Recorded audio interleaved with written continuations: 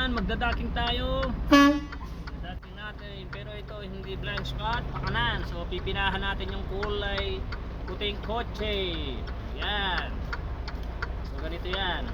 Pag magdadaking kayo sa kanan, pinapina lang. Yan. Pinahan nyo lang yung kotseng puti kasi nandoon yung daking. Yan. Pag gusto nyo lumapit ng konti, so kabirin nyo sa kanan.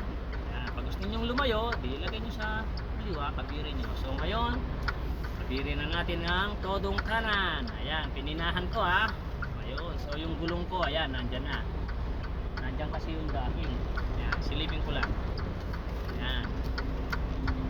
Dahan-dahan lang, hindi mo makukuha sa bilis yan. Ayan, pininahan ko, di ba? Ayan, so ngayon, isi-7 ko na.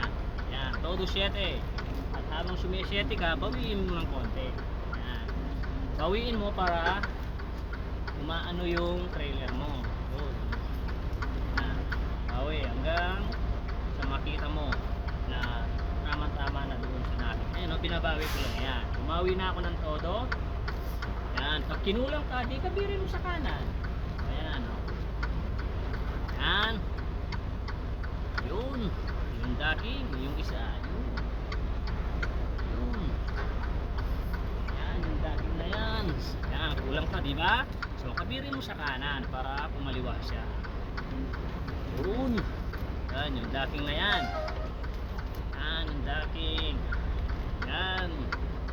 Yun. Yan, yun yung daking.